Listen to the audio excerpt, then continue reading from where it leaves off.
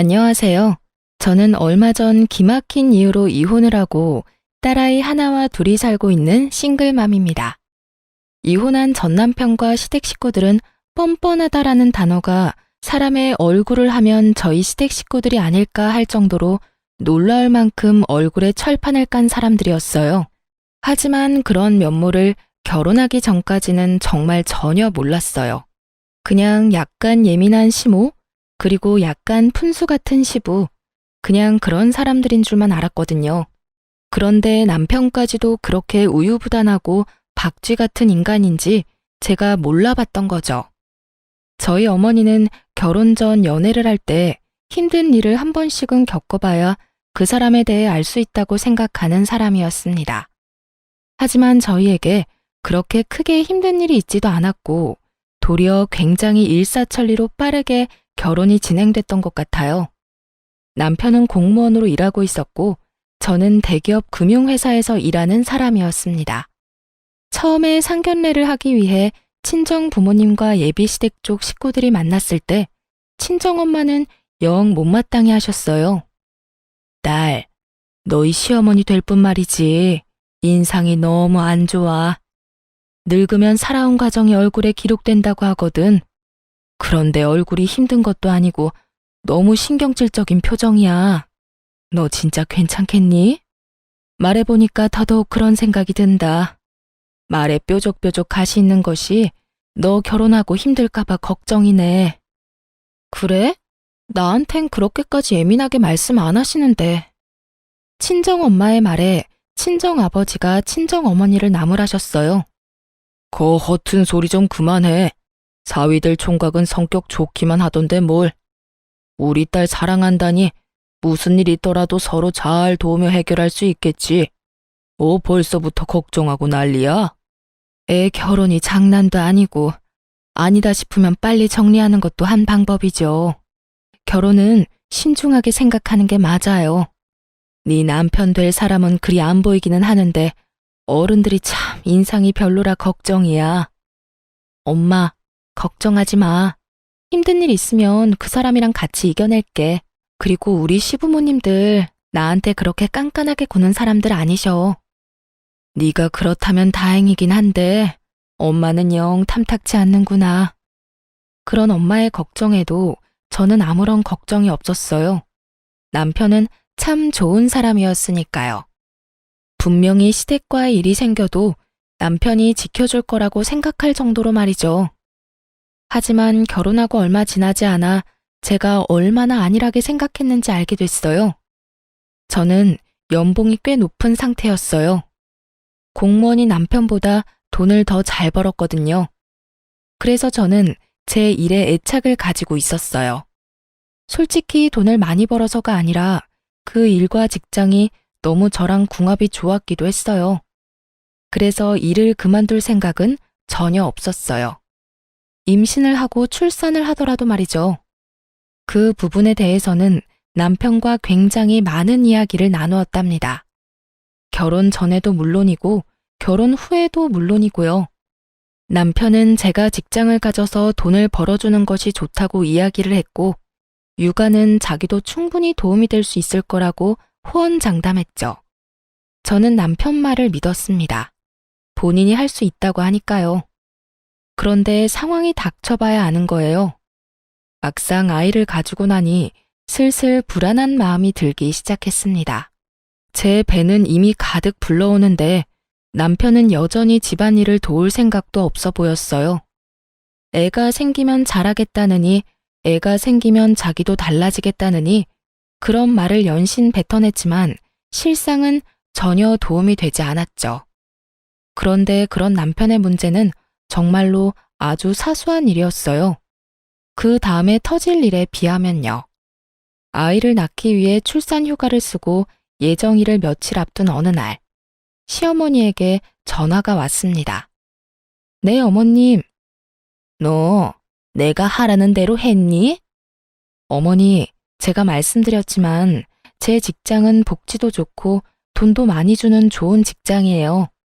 섣불리 나왔다가 다시 돌아가지 못하면 저만 손해라서요. 육아휴직 기간도 충분하고. 솔직히 어머님이 왜 저한테 일을 그만두라고 하는지 아직까지 잘 모르겠네요. 저는 시모의 전화를 받고 머리가 지끈거리는 기분이었습니다.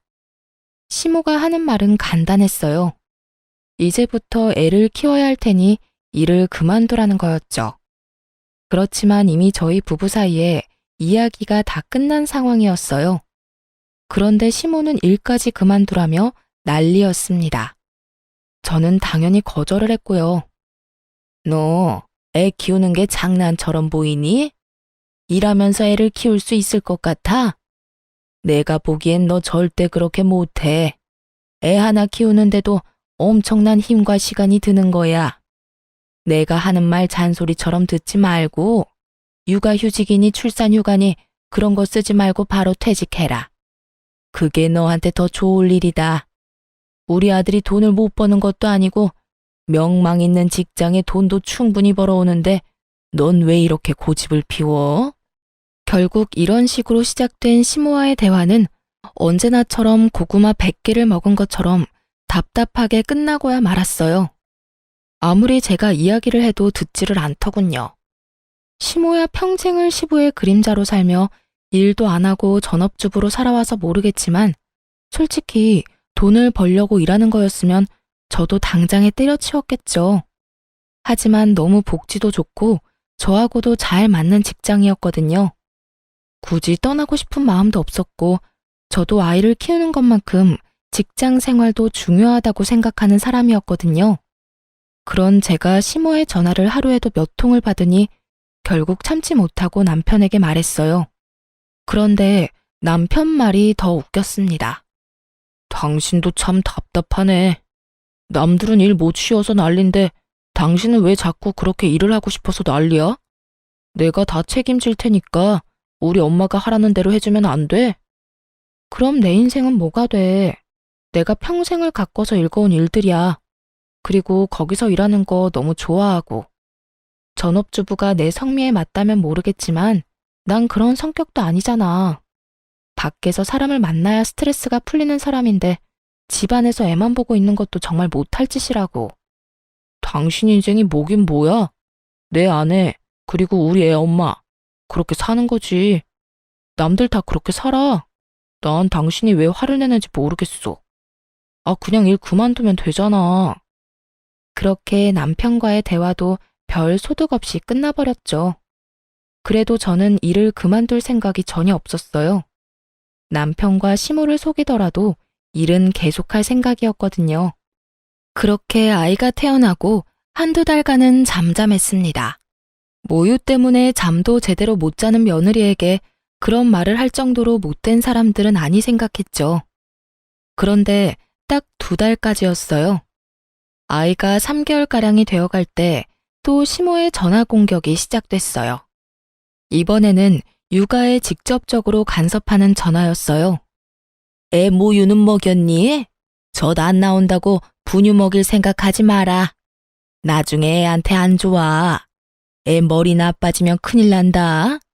그리고 집도 따뜻하게 해놓고 시원하게 한답시고 여름에 에어컨 틀어놓고 그러면 안 된다. 그리고 절대로 애 눕혀놓고 흔드는 기계 같은 건 함부로 쓸 생각 말고. 엄마가 안아야 해. 엄마가. 정서적으로도 안 좋고 흔들리면서 뇌라도 다치면 어떡하니?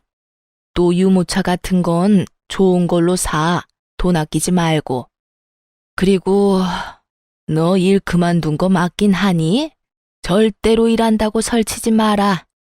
애 3살 때까지는 엄마가 보는 게 맞는 거야.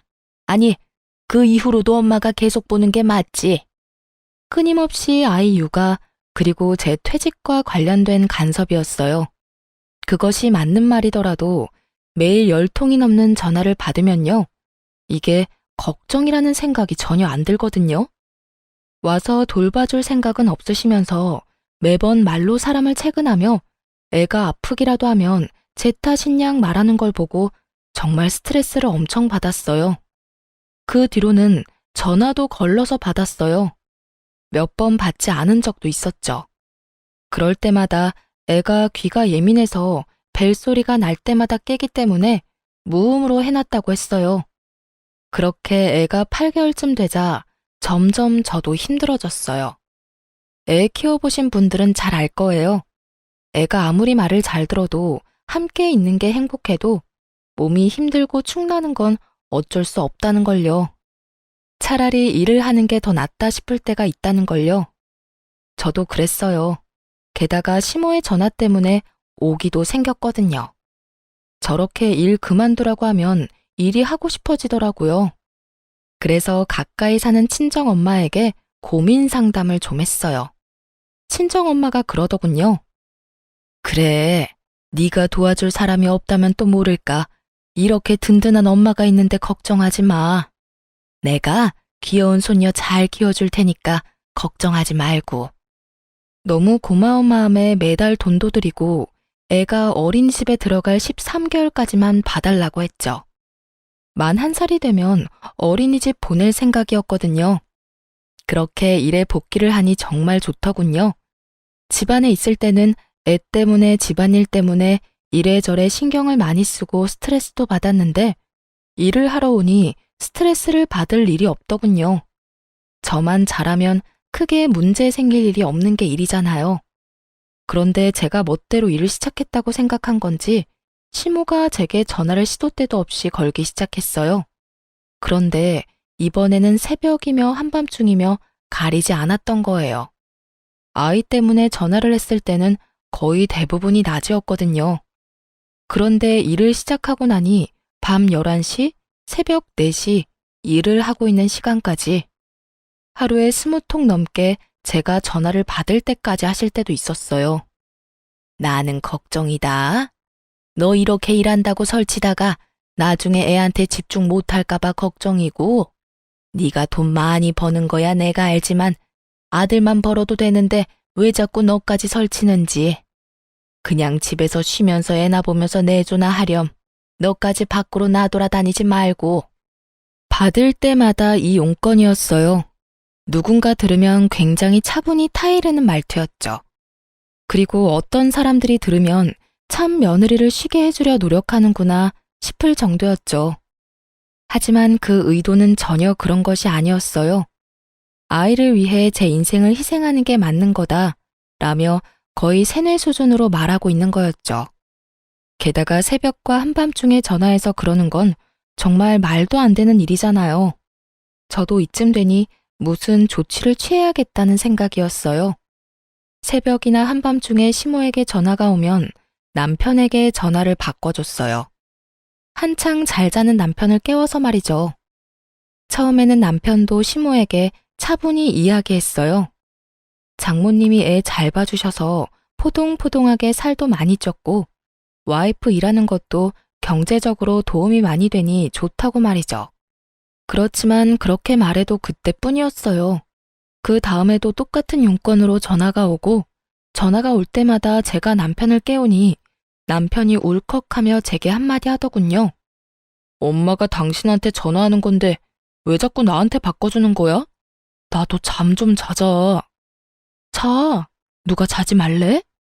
근데 당신 어머니가 했던 이야기하고 또 하고 또 하는데 그럼 내가 어떡해. 우리 엄마 같았으면 스팸 처리하고 무음 처리하고 안 받으면 그만이지만 시어머니잖아. 안 받았다가 또 무슨 잔소리를 어떤 식으로 들을 줄 알고 그래? 불만이면 당신이 어머님한테 잘 이야기해서 그런 시간에는 전화 안 오도록 하면 되는 거 아니야? 그러게. 그냥 엄마 하는 말 들었으면 되잖아. 괜히 당신이 일한답시고 난리치는 바람에. 그럼 매달 부모님 용돈 누구 돈으로 줘? 일 그만두고 양가 부모님한테 드리는 용돈 드리지 말까? 제 말에 남편 놈 입이 꾹 다물어지더군요. 아무리 남편 직장이 안정적이면 뭐해요. 혼자 벌어서 살 수 있을 만큼 대한민국이 녹록한 곳은 아니잖아요. 둘이 벌어도 쪽박차기 십장인 곳에서 왜 벌이라니. 게다가 애가 크면 돈 들 곳이 더 많은데 어떻게 제가 일을 그만두나요? 제 말에 남편도 맞는 말이다 싶었는지 더 이상 대꾸도 하지 않고 입만 삐죽거리고 있더군요. 그걸 보고도 모른 채 했어요. 시모가 잘못하는 거 아들이 바로잡아야 하는 게 맞는 거죠. 그렇게 그날 새벽 3시에도 어김없이 시모에게 전화가 왔어요. 남편 바꾸지 말라는 말에도 저는 대답 없이 남편을 깨웠어요. 남편은 전화를 받자마자 버럭 화부터 냈어요. 어머니, 우리 일은 우리가 알아서 할 테니까 제발 연락 좀 그만하세요. 그리고 할 이야기 있으면 사람이 깨어 있을 때 좀 하시라고요. 이게 도대체 무슨 짓이에요? 사람 잠도 못 자게 괴롭히고. 아니, 왜 소리를 지르고 그래? 이 엄마는 걱정이 돼서 그런 거지 않니? 남의 손에 맡겨놓고 걱정도 안 되니? 남의 손. 시모에게 장모라는 존재는 남인 거였어요. 그렇다고 시모가 우리 애를 봐준 적은 단 한 번도 없었거든요. 제가 약속이 있어서 한 번씩 연락을 해서 애 좀 봐달라고 하면 그럴 때는 언제나 바빠서 못 봐준다며 빠져나가 놓고는 입으로 간섭은 얼마나 하시는지. 그러면 어머니가 애 맡아주실래요? 전화만 해서 달달 볶는다고 뭐가 달라져요? 그리고 와이프 직장 그만두는 것도 제발 이제 그만하세요. 저희 부부 사이에서 이야기 다 끝났고 두 분께 드리는 용돈도 아내가 돈 벌고 있으니까 드릴 수 있는 거예요. 일 그만두게 하고 싶으면 그것부터 끊을 테니까 아버지하고 잘 상의하시고요. 제가 돈 벌어도 요즘 물가 생각하면 아내도 돈 버는 게 맞는 것 같아요. 그러니까 앞으로 퇴사하라는 말 하실 거면 전화하지 마세요. 아시겠어요? 남편이 한 말을 듣고 시모가 역정을 내더군요. 네가 어떻게 나한테 그런 말을 할 수가 있어? 며느리가 너한테 시켰지? 그런 말 하라고. 그게 아니고서야 내 아들인 네가 나한테 그런 말을 할 수가 없는 거야. 며느리를 잘 들인 줄 알았는데 이렇게 고집세고 남편 닥달하는 여자인 줄 알았으면 내가 너희 결혼을 허락을 안 하는 건데. 그리고 제 탓까지 확실하게 마무리하더라고요. 남편이 힐끔 제 눈치를 봤어요. 조용한 새벽에 소리치는 시모 목소리가 폰 너머로 들리지 않을 리가 없었죠. 어머니, 그런 거 아니에요. 저희끼리 이야기 끝났으니까 어머니도 더 이상 간섭하지 말라는 거예요. 저희 부부끼리 알아서 할 테니까 걱정이 되더라도 맡기시고요. 그리고 제발 새벽에 전화하지 마세요. 예? 그렇게 남편이 시모에게 확실하고 냉정하게 말하고 나자 드디어 시모는 제게 연락을 끊었어요. 그리고 저에게 아무런 말도 못했죠. 저는 모르는 척 했어요.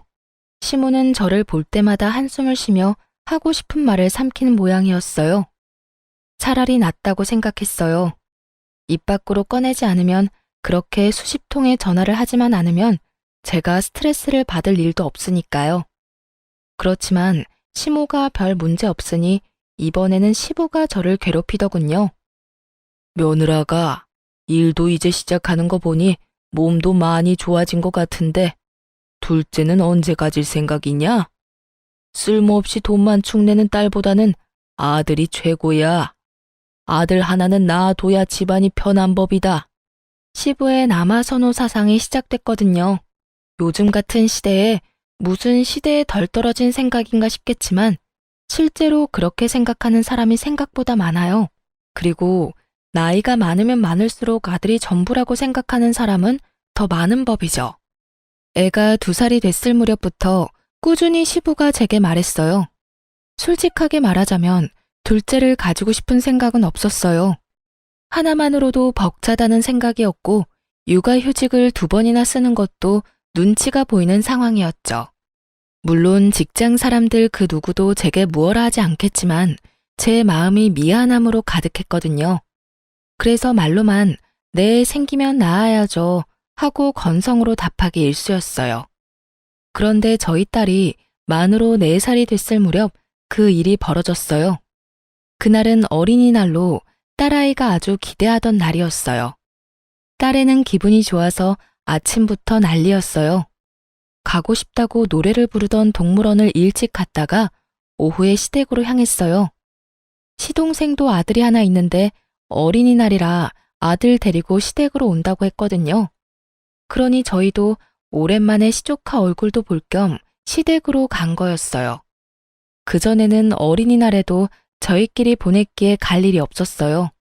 그렇지만 시동생이 조카를 데리고 온다는데 계속 저희만 안 가는 것도 좀 그래서 애를 데리고 갔던 거예요. 그런데 거기서 정말 어이없는 일을 당했어요. 아무리 남자아이에 대한 사랑이 넘치는 시부라도 애가 있는 앞에서 대놓고 차별을 할 거라는 생각은 안 했거든요. 그런데 정말 대놓고 딸과 시조카를 차별하더라고요. 아이고, 우리 손주, 어서 와라. 이 할아비가 너 주려고 장난감 사놨지? 자, 여기 받거라. 뭘 좋아하는지 몰라서 여러 개 사놨다. 그리고 이것도 받고 할아비가 주는 돈이다. 허튼 데 쓰지 말고 꼭 사야 하는 거 있을 때만 쓰렴. 알았지? 그리고 간식 먹고 싶으면 네 간식 사놨으니까 가서 먹고. 할아버지, 고맙습니다. 시조카만 아주 기분이 좋아서 난리더군요. 그걸 바라보는 딸도 자신에게 올 장난감을 기대하고 어깨를 들썩들썩하고 있었어요. 저와 남편이 어린이날 선물로 장난감을 사주긴 했지만 사촌 오빠와 할아버지의 모습을 보니 기대를 할 수밖에 없었던 것 같아요. 그런데 시부는 저희 딸은 무시하고 저한테 이야기하더군요. 너도 왔냐? 그래, 둘째는 준비하고 있어. 이번에는 의사한테 이야기해서 신경 좀 잘 써달라고 하거라. 집에 아들이 있어야 하는 법이야. 그래도 네 남편이 장남인데 딸랑 딸 하나면 나중에 재산은 어떻게 지낼 셈이냐? 내년에는 아들 낳을 수 있도록 힘 좀 써봐. 일만 하지 말고. 알았지? 저는 대답 대신 딸아이를 앞으로 내밀었어요. 딸, 할아버지한테 인사드려. 그래, 잘 쉬다 가거라. 시부는 딱 그 한마디만 하고 휙 자리를 뜨더군요. 도련님네 가족들도 있었는데 저는 기분이 팍 상했어요. 어린이날 찾아온 손자에게는 어화둥둥 장난감이며 용돈이며 간식이며 왕창 사다 주며 좋아하던 시부가 저희 딸에는 안아주지도 않는 그 모습이 너무 속상했거든요. 열받은 제가 표정 관리를 못하자 시부가 슬쩍 저를 보더니 제 딸에게 한마디를 더 거들었어요. 우리 손녀, 출가 외인이라는 말 아냐? 어차피 너는 크면 우리 집안에서 나갈 사람이라 쓸데없이 돈 쓸 필요가 없다. 우리 집에 와서 어린이날이랍시고 뭐 받을 생각하지 말거라. 그러고는 피곤하다며 방으로 들어가 버리더군요. 그리고 그런 제 옆에서 도련님이 웃으면서 그러더군요. 어휴, 형수님, 그러니 아들이라도 낳지 그러셨어요. 둘째는 꼭 아들 낳으세요. 예? 그 말을 듣는데 더 열받더라고요. 둘째를 아들을 낳은들 지금 제 안에 있는 딸애가 이렇게 상처를 받았는데 생기지도 않은 둘째를 들먹이는 것도 웃겼고 이 상황을 우스갯소리처럼 넘기려는 도련님의 행동도 정말 무신경한 일이라는 생각이 들었죠. 결국 열받아서 상처 입은 딸애를 데리고 시부모에게 인사도 하지 않고 나와버렸어요. 저 지독한 남아선호 사상 때문에 제 딸에게 상처를 주고 싶지 않았어요. 앞으로 2번 다시 안 올 거야. 남편에게 말하고 친정으로 애를 데려갔어요. 저희 친정은 제 딸이 첫 손주이기도 하고 어릴 때부터 봐주셔서 그런지 무척 좋아해 주셨거든요. 역시나 좋아해 주셨어요. 장난감도 많이 준비해 주셨고 요즘 아이가 좋아하는 예쁜 드레스에 딸애가 좋아하는 음식으로 저녁까지 만들어 두셨더라고요. 행복하게 웃는 딸 모습을 보며 이게 정상적인 거 아닌가 하는 생각을 했죠. 그런데 곧 시부에게 전화가 왔어요. 전화 받기 정말 싫었지만 받았죠. 야, 너희 왜 말도 없이 그냥 갔어? 아버님이 불편해하셔서 빨리 돌아왔어요. 무슨 문제라도 있으세요? 아니, 간다면 간다고 이야기를 해야지. 그리고 어버이날 평일이라서 어차피 못 오는 거 아니냐? 오늘 어버이날 용돈도 미리 주고 가지. 혹시 손녀한테 한 것 때문에 삐졌어? 어린 손녀한테 그런 상처 주는 말 하신 데는 이유가 있으시겠죠. 설마 어른이 별 생각 없이 새까맣게 어린 손녀한테 상처를 주실 리 있겠어요? 어버이날 전 못 갈 것 같으니까 남편 보낼게요. 너 지금 네 딸한테 기분 나쁜 소리 했다고 나한테 화내냐? 뭐 이런 싸가지 없는 며느리가 있어. 어른이 하는 말에 다 이유가 있는 법인데 그것도 모르고 어디서. 이유, 대체 무슨 이유가 있는지 궁금했지만 묻지도 않았어요. 그리고 그 앞에서 바로 남편에게 전화 넘겨줬어요. 스피커폰으로요. 남편이 완전히 당황했어요. 눈앞에 보이는 장인 장모의 표정이 살벌했으니까요. 남편이 제가 건네는 전화를 받더니 얼른 스피커폰부터 꺼버리더군요. 그리고는 밖으로 전화기를 들고 나가버렸어요. 그걸 보던 저희 친정엄마가 그러더라고요. 너희 시댁에 무슨 일이 있니? 시아버지가 왜 저렇게 화가 나셨어? 화는 내가 내야지. 4살밖에 안 된 손녀딸한테 출가 외인이라고 쓸데없는데 돈 쓰기 싫다면서 시동생 아들하고 엄청 차별하셨어. 아무리 아들이 좋다고 해도 그렇지. 대놓고 딸 앞에서 딸한테 상처 준 거 나는 못 참아. 속상해서 눈물을 글썽이는 제 모습에 친정엄마가 저를 토닥여줬어요. 그 뒤에 돌아온 남편은 제게 눈치를 주며 일찍 가자고 하더군요. 저는 그러고 싶지 않아서 그 눈치 뚝 끊어먹고 친정에서 실컷 애 놀게 만들었어요. 그리고 그날 저녁 집으로 돌아가는 차 안에서 딸애가 자고 있을 때 남편에게 말했어요. 나 5월 8일 어버이날 시댁에 안 가. 그렇게 알고 있어. 제발 좀 그만해. 아까 그 일 때문이면 당신이 이해 좀 해. 원래 그런 분인 걸 어떡해? 그렇다고 나더러 불효를 저지르라는 거야? 뭔 헛소리야. 당신 부모님이니까 당신이 효도하고 싶으면 해. 누가 그걸 막는데? 딸 낳은 며느리 마음에 안 들어 하시고 손녀까지 마음에 안 들어 하시니 하는 말 아냐. 어린이날에도 손녀딸 한 번도 안아주지도 않는 분들한테 뭘 바라겠어? 당신이 다 알아서 해. 나는 그쪽에 신경 안 쓸 테니까. 당신이 나 대신 신경 쓰고 잘해드려. 나한테는 해달라고 바라지 말고. 제발 좀 이성적으로 생각해. 저는 입을 닫았어요. 남편이 제 모습에 눈치만 연신 보더군요. 속이 탔을 거예요. 어버이날 양가 부모님께 드리는 용돈은 제 월급에서 나왔거든요. 그런데 제가 시댁에 안 간다니 그거부터 걱정이 된 모양이었어요. 그리고 5월 8일이 됐고 저는 친정으로, 남편은 시댁으로 향했죠.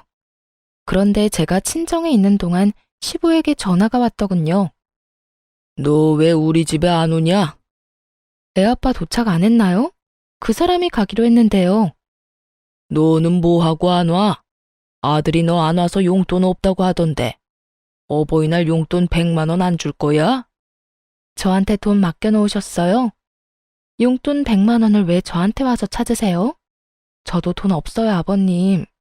아드님 능력 좋은데 아드님한테 요구하시면 되죠. 저한테까지 전화하시는 이유를 모르겠네요. 멀쩡한 아들을 놔두고 싸가지 없는 며느리한테 전화를 왜 하셔요? 너 저번에 어린이날 있었던 것 때문에 이러는 거면? 그 말에 저는 대답조차 안 했어요. 눈치를 챈 거죠. 그것 때문에 제가 기분이 나쁘다는 티를 팍팍 냈으니까요. 시부는 그 상태로 전화를 뚝 끊더군요. 그런데 그 뒤에 저희 엄마에게 전화가 왔어요. 시부가 대뜸 저희 친정 엄마에게 전화해서는 물어보는 거예요. 사돈, 내 하나 물어봅시다. 딸이 용돈으로 얼마를 받았습니까? 용돈 줬지요? 저희 엄마가 당황한 듯 전화기를 들고 우물쭈물 하더군요. 저는 엄마 전화기를 뺏어서 꽥 소리를 질렀죠. 아버님, 저희 어머니한테 용돈 100만 원 드렸어요. 솔직히 엄마가 우리 애도 봐주고 반찬도 해주셔서 100만 원도 모자라는 생각이 들 정도거든요. 그리고 이번 어린이날에도 우리 딸한테 돈을 많이 쓰셔서 그만큼 다 돌려드렸어요. 그런데 그게 그렇게 궁금하세요? 아드님한테 돈 달라고 하시면 되지. 왜 뜬금없이 저희 부모님한테 전화해서 이런 무례한 행동 하시는 거예요? 지금 저희 어머니한테 전화해서 돈 얼마 받았냐고 추궁하는 거 얼마나 무례하고 생각 없는 일인지 모르시는 건 아니죠? 결국 제 입에서도 좋은 말이 안 나왔어요. 그랬더니 시부가 욕을 어찌나 하던지. 부모가 다 똑같은 부모지. 왜 너희 부모한테만 용돈을 줘? 그리고 무례해? 네가 먼저 싸가지 없는 짓 안 했으면 나도 이런 짓 안 했지. 너 돈 좀 번다고 유세 떠는 거냐? 어버이날 챙겨야 할 부모가 4분이나 있는데 저 혼자 다 어떻게 책임지나요? 남편은 남편 부모님 챙기는 거고, 저는 제 부모님 챙기는 건데, 왜 화가 났는지 모르겠네요. 그리고 솔직히 시댁에서 저희 애랑 저희한테 신경 쓰신 적은 있어요? 어린이날에도 어린애들 차별하는 거 보고 기도 안 찼는데, 이제는 전화 와서 당당하게 용돈까지 요구하시고, 필요하면 제 남편한테 말씀하세요.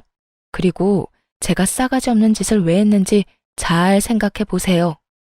나이값도 못하고 손녀딸한테 출가 외인이네 어쩌네. 애 상처받는 소리만 하는 것도 열받는데 뭐 좋다고 용돈까지 드리겠어요? 안 그래요? 다 됐고 용돈은 이제 아드님한테 달라고 하세요. 아드님. 결국 저와 시댁은 건널 수 없는 강을 건넜어요. 남편이 제 행동에 어떻게 반응할지 몰랐지만 만약 제 생각과 정반대로 행동할 경우에는 이혼을 하겠다고 이미 다짐한 상태였죠. 역시나 그날 저녁 남편이 와서 제게 하소연하더군요. 대체 아버지랑 왜 싸운 거야? 애한테 서운한 소리 했다고 삐진 것 치고는 너무 일을 크게 벌렸잖아. 나는 솔직히 당신이 왜 이렇게 화내는지 모르겠어. 그냥 듣고 한 귀로 흘리면 되잖아. 근데 왜 그래? 나야 한 귀로 듣고 한 귀로 흘릴 수 있지. 그런데 내 딸은? 내 딸이 들어야 했던 그 어이없는 말들은 뭔데? 지금이야 의미도 모르는 일이지만 이미 애는 시댁 어른들이 자기를 사랑하지 않는다는 걸 알잖아. 그 와중에 전화까지 와서 용돈까지 요구를 내가 당신 부모님은 당신이 책임지랬지? 용돈 하나 안 드리고 뭐 한 거야? 요새 나도 일이 좀 있어서 돈을 많이 쓰는 바람에 일단 진정하고 부모님한테 갔다 오자. 아버지가 당신이랑 같이 오래. 가서 뭐 하게? 욕 얻어먹고 올 거면 내가 왜 가? 난 싫어. 당신이나 가. 나 앞으로 시댁에 발도 안 디딜 거니까 그렇게 알고. 며느리가 시댁에 안 가면 어떡해? 요즘은 그런 집도 많아. 왜 내가 내 기분 잡쳐가면서 시댁에 가야 해? 그리고 용돈 때문이면 더더욱 안 가는 게 맞지. 남편은 화가 난 듯 저를 쳐다봤지만 저는 쳐다보지도 않았어요. 시댁과는 이참에 인연을 끊는 게 맞다 싶었으니까요. 그런데 그 인연이 끈질기게 저와 시댁을 다시 붙여놓더군요. 남편이 하루는 제게 그러더군요. 당신이랑 우리 부모님 사이가 너무 안 좋아서 내가 생각해봤는데 합가 한번 해보는 건 어때? 저는 경악했어요. 합가라니. 서로 꼴 보기 싫어서 이렇게 난리인데 합가라는 말을 하는 남편이 제정신인가 싶었죠. 미쳤어? 나 죽는 꼴 보고 싶으면 합가해. 나는 절대 못해. 합가하고 싶으면 이혼하고 당신이나 해. 이혼을 언급하며 저는 확고하고 정확하게 합가를 하지 않겠다고 말했어요. 그런데 남편이 그러더군요. 부모님 부양하는 것도 자식된 도리로 당연한 거야. 그러니까 합가 진지하게 생각해봐. 합가는 절대 안 된다고. 빽 하고 소리를 질렀지만 기분이 너무 안 좋았어요. 분명히 합가를 어떻게든 하려고 할 것 같았거든요. 그래도 제가 가지 않는다면 어떻게 남편이 저를 강제로 데려갈 수 있겠어요? 그걸 생각하며 절대로 시댁에는 가지 않겠다고 생각하고 있었어요. 그런데 며칠 뒤 시부모가 저희 집으로 쳐들어왔어요. 들어온다 말도 없이 최소한의 짐만 들고 말이죠. 그것도 제가 일하러 간 사이에 짐 정리까지 다 끝내놓고 거실에서 느긋하게 TV를 보고 있더군요. 그걸 보고 말을 잃었어요. 왔냐? 배고프니까 어서 밥하거라. 남편은 제 눈을 못 마주치더군요. 합가 안 하겠다고 그렇게 말했는데 이미 남편 놈이 합가를 하겠다고 시부모에게 말한 모양이었어요. 제 허락도 없이 말이죠. 게다가 뻔뻔하게 짝이 없는 시부의 모습에 저도 충격을 받을 만큼 받았어요. 그 부모의 그 아들이라고 남편까지 제대로 한통속이었던 거죠. 참 믿을 놈 하나 없다 싶었네요. 게다가 제가 친정에서 애를 데리고 집에 들어온 시간이 저녁 8시였어요. 저희는 이미 친정에서 밥을 다 먹은 상태였고 남편에게 미리 문자를 했어요. 우리는 밥 먼저 먹고 갈 테니 당신은 알아서 해결하라고 말이죠. 그런데 여태까지 밥도 안 먹고 있다가 제가 오니 밥을 달라니 저는 아무 말 없이 남편을 쳐다봤어요. 당신, 이거 뭐 하는 짓이야? 뭐가? 내가 말했잖아. 부모님이랑 합가하자고. 난 절대 안 된다고 했지. 야, 너 며느리가 시부모 부양하는 거 당연한 거 아니냐? 그리고 이미 아들이 우리 부양하겠다고 했어. 너한테는 선택권 없다. 네가 알아서 우리 수발 들어야 하는 게 맞는 거야. 어디서 여자가 남편 하는 일에 가타부타 말이 많아? 시부가 나서서 그렇게 말하더군요. 정말 듣기 싫은 그놈의 여자 소리, 시대에 떨어진 사고방식. 진짜 미쳐버리겠더라고요. 저는 남편에게 말했어요. 합가하지 않겠다는 내 말에도 억지로 합가한 거, 이혼 사유로 확실한 것 같네. 이혼하자. 그런데 남편 놈이 묘하게 당당하게 굴더군요. 그러더니 폰을 딱 꺼내서 손에 올려두더니 뭔가 조작하더라고요. 곧이어 제 핸드폰에 알림이 떴어요. 그리고 저는 제 눈을 의심했습니다. 통장에 1억이 송금된 거 아니겠어요? 그 뒤로 2번이 더 들어왔어요. 총 2억 원이었죠. 하루 송금 한도가 1억이라 2번에 나눠 돈이 들어온 거예요. 봤지? 아버지가 집한 돈 우리한테 주신 거야. 당신한테도 절반 나눠주는 거야. 내가 맨입으로 당신한테 부모님 수발 들라고 하는 줄 알았어? 당연히 합가에 따르는 돈은 주는 게 맞지. 그러면서 아주 의기양양하게 제게 말하더라고요. 저는 웃음이 났어요. 강제로 2억 붙여주고 부모님 수발 들라는 것 자체가 너무 코미디 같더라고요. 돈 2억 때문에 남은 몇십 년을 스트레스에 쩔어서 살라는 게 수지가 맞는 일인가 싶어서요. 그 몇 배를 준다고 해도 저는 결코 살고 싶지 않았어요. 지금 당장 제 딸 얼굴만 해도 싫어서 질색팔색을 하는데 합가는 무슨 합가인지. 그런데 남편 놈은 제가 당연히 받아들일 거라고 열심히 착각하고 김칫국 마시고 있더군요. 여보, 이제 합가에 대해서 다 이야기 된 거다. 알았지? 나도 많이 양보한 거야. 당신이 우리 부모님 수발 들 거니까 절반 떼어준 거지. 그리고 당분간 동생한테는 비밀로 좀 해줘. 동생이 또 알면 골치 아파. 남편이 동생 이야기를 꺼내자 아주 좋은 생각이 났어요. 도련님은 굉장한 구두쇠이기도 하고 주머니에 한 번 돈 들어가면 나오지도 않는 사람이었거든요. 게다가 얼마 전에도 시부에게 사업한다고 돈 빌려달랬는데 시부가 거절한 적이 있었어요. 저는 보란듯이 휴대폰에 은행 어플을 켜서 받은 돈을 전부 보냈어요. 그리고 남편에게 말했죠.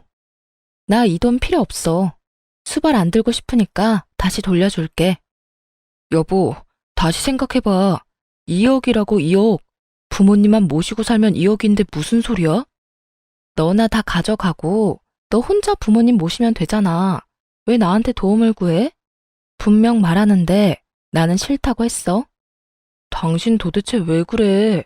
그냥 단순하게 비위만 맞춰드리면 되는 거잖아. 그거 하나 못하겠다고 이 난리야? 비위만 맞춰? 방금 못 봤어? 일하고 늦게 온 며느리한테 밥 달라고 삐약거리는 거 못 봤냐고. 거기다 너도 그래. 이 시간까지 부모님 식사도 안 차려드리고 나만 기다리고 있었잖아. 이게 수발드는 거야? 식모살이지. 제 말에 시부가 비아냥거리더라고요. 네가 싫어도 어쩔 거냐? 벌써 돈 받아 처먹었잖아. 네가 우리 모시는 건 당연한 거다. 하루 세 끼 따뜻한 밥 차리고 집안 청결하게 유지하고 집안일 하는 것까지. 그거 안 하겠다고 이혼하면 오히려 네가 위자료 내야 해. 전 돈 안 받았는데요. 지금 그 돈 방금 도련님한테 보냈어요. 아버님, 도련님네 아들 좋아하시죠? 저는 이 집안에서 둘째 낳을 생각 없으니까 이 집안 유일한 아들 손주랑 살면서 평생 노후 보내면 되겠네요. 제 말에 남편과 시부모 얼굴이 새파랗게 질리며 발을 동동 구르기 시작했죠. 아니, 그 돈을 왜 둘째한테 줘? 너 뭐 잘못 먹었어? 그래, 왜 동생한테 준 거야? 동생이 알면. 내가 도련님한테 이미 설명 다 했어. 아버님 수발 받고 싶어서 여기 왔고 나는 수발 들 생각 없으니까 그 돈 받고 수발 들어줬으면 좋겠다고. 수발 들 생각 없으면 아버님한테 돈 돌려드리라고 했는데 뭐 잘못된 거 있어? 태어난 제 말에 다들 한숨을 내쉬며 조급한 표정으로 시동생에게 전화를 하더군요. 다행히 시동생은 전화를 받지 않았어요. 2억을 꿀꺽할 것 같다는 두려움이 생긴 세 사람은 시동생 집으로 향했어요. 2억의 행방을 찾기 위해서 말이죠. 저는 그 사람들이 나가자마자 시동생에게 문자로 연락을 남겼어요. 아버님네 집 매매금이 4억이었던 것 같네요. 2억은 남편이 가지고 있는데 그거보다 더 많이 가지고 있을 수 있으니까 잘 알아보시고 그 돈 아버님한테 돌려주던지 아님 받고 시부모 책임지던지 해주세요. 합가하기 전에 이혼부터 할 것 같아서 방금 받은 2억 도로 보내드리는 거예요. 금방 정리될 문제는 아닐 테니 이 인간들이 일찍 돌아오지는 못할 거라고 생각했어요. 그 틈에 저는 현관 도어락 비밀번호부터 바꿨어요. 그리고 집안에 있던 시부모 물건들과 남편 물건들이 보이는 족족 모조리 현관 밖으로 던져버렸어요. 다행히 시부모 짐도 아직 다 벌려놓은 게 아니었고 남편 짐도 그리 많은 건 아니었던지라 정리는 생각보다 빨리 끝났거든요. 그리고 자정이 다 되어갈 때쯤 세 사람이 집으로 돌아왔더군요. 밖에 쌓인 짐과 바뀐 비밀번호에 놀란 세 사람이 저한테 전화를 하고 밖에서 문을 쿵쿵 두드리고 난리가 났더군요. 여보, 말로 해, 말로. 이렇게 갑자기 문 걸어 잠그면 어떡하자는 거야? 말? 당신은 나한테 말하고 그딴 짓 저질렀던 거야? 내가 분명히 싫다고 이야기했지. 그거 무시하고 돈 억지로 손에 쥐어주고 수발 들어라 마라 한 건 잘못 아니야? 당신은 진짜 선 크게 넘었어. 난 무조건 당신이랑 이혼할 거야. 상의 없이 합가하자며 부모 데려온 당신도 싫고 딸에 대놓고 차별하는 시아버지도 싫고 아침 새벽 가리지 않고 전화와서 간섭하는 시어머니도 싫어. 그래서 이렇게 우리 내보낸다고? 당신 너무하네. 그 집에 들어간 가전이랑 가구 내가 새로 다 해왔잖아. 1,500만 원이나 들었는데 나더러 그냥 가라고?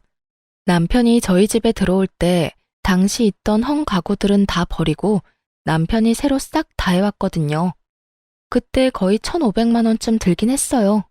저는 어이가 없어서 남편에게 말했죠.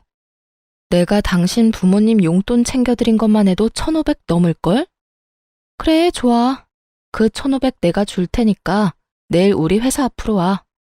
저는 그 다음날 남편을 만나러 갔어요. 그런데 남편만 있는 게 아니더라고요. 시부모도 떡하니 앉아 있었어요. 저는 보자마자 1,500을 남편 계좌로 이체해줬어요. 여기 1,500. 어차피 나한테 돌아올 돈이니까 아깝지도 않네. 당신이 위자료로 나한테 돈 줘야 하는데 어차피 그걸로 주게 될 거니까. 잘 보관해뒀다가 나중에 그대로 돌려주면 되겠네. 그리고 이혼 소송 오늘 들어가기로 했어. 앞으로 그 이외의 일로 연락하지 마. 잠깐, 그렇게 그냥 가면 안 되지. 그 집 전세금도 재산 분할해야 하는 게 맞는 거 아니야? 너희 같이 산 기간이 5년이 넘는데 당연히 재산 분할도 해야지. 이 말이 나올 거라는 걸 예상은 했어요. 돈까지 시동생에게 뺏긴 이 사람들이 제 돈을 탐내지 않을 리가 없죠.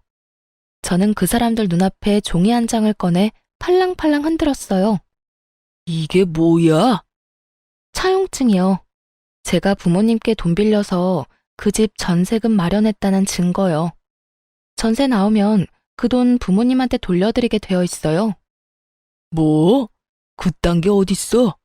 전세금이 꽤 커서 어머니한테 좀 부탁했어요. 5천만 원 넘게 현금 거래하면 증여세 내야 해서 차용증을 쓴 거죠. 그래서 이 집 계약 만료돼서 전세금 나오면 싹 다 친정에 다시 돌려줘야 해요.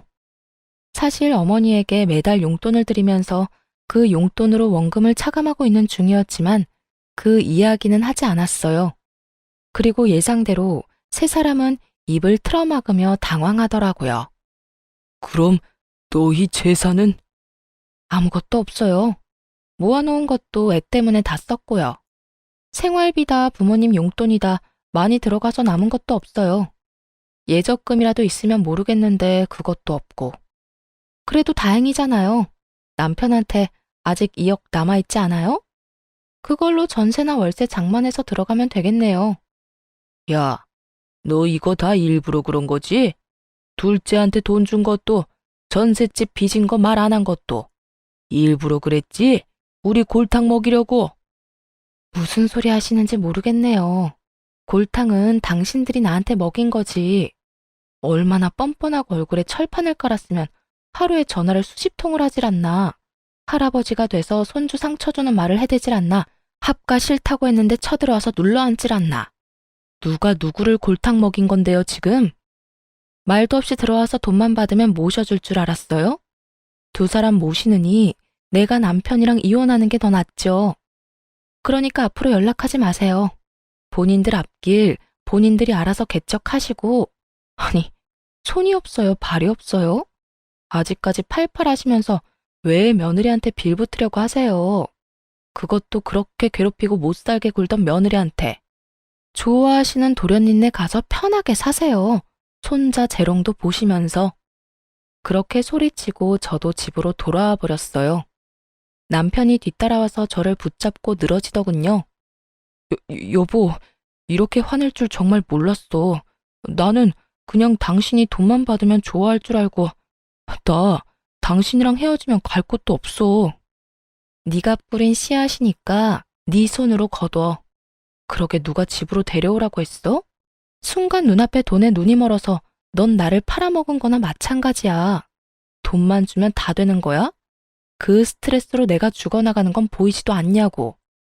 몇 번을 내가 말하고 당신한테 이야기했잖아.